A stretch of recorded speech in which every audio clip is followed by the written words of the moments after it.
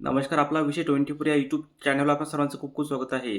तर आजच्या व्हिडिओमध्ये आपण पाहणार आहोत महाराष्ट्र महिला कर्ज योजना 2026 संदर्भात. तर बिनव्याजी ₹60,000 भांडवलाने सुरू करा स्वतःचा व्यवसाय. त्या संदर्भात सविस्तर माहिती पुढील प्रमाणे पाहूया. स्वावलंबी महिला प्रगत महाराष्ट्र हे स्वप्न प्रत्यक्षात आणण्यासाठी राज्य सरकारने महिलांसाठी विशेष बिनव्याजी कर्ज योजना अधिक सक्षम केली आहे. जर तुम्ही शिलाई काम, ब्युटी पार्लर किंवा घरगुती उद्योग सुरू करण्याचा विचार करत असाल तर ही सुवर्ण संधी खास तुमच्यासाठी आहे. योजनेची ठळक वैशिष्ट्ये: कर्ज मर्यादा 50,000 ते 60,000 पर्यंत.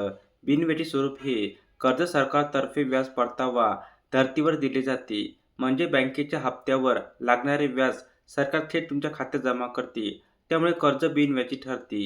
प्राधान्य: महिला बचत गटाशी जोडलेल्या महिलांना अर्जाच्या प्रक्रियेत विशेष प्राधान्य दिले जाते.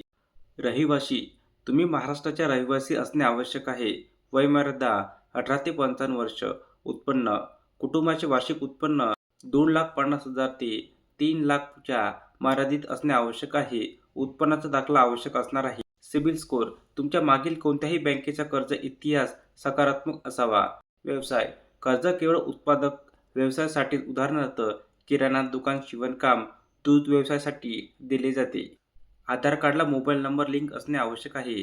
पॅन कार्ड: आर्थिक व्यवहाराच्या पडताळणीसाठी. उत्पन्नाचा दाखला तहसीलदार कार्यालयाने प्रमाणित केलेला असणे आवश्यक आहे. प्रकल्प अहवाल: तुमच्या व्यवसायाचे नियोजन. बँक तपशील: मागील 6 महिन्याचे स्टेटमेंट असलेले पासबुक.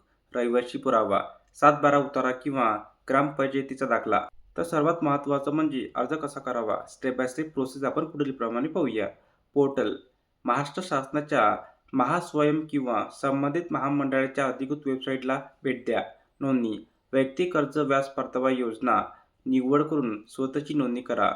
त्यानंतर माहिती अशा प्रकारे भरायची आहे. आधार आणि पॅन लिंक करून वैयक्तिक माहिती अचूक भरा. डॉक्युमेंट अपलोड: प्रकल्प अहवालासह सर्व कागदपत्रे PDF स्वरूपात अपलोड करावी. त्यानंतर ऑफलाईन येण्याचा पर्याय सुद्धा यामध्ये अवेलेबल आहे. जर पोर्टलवर अडचण येत असेल तर तुम्ही तुमच्या उद्योग केंद्रात किंवा माविमच्या कार्यालयात जाऊन भेट द्या. धन्यवाद.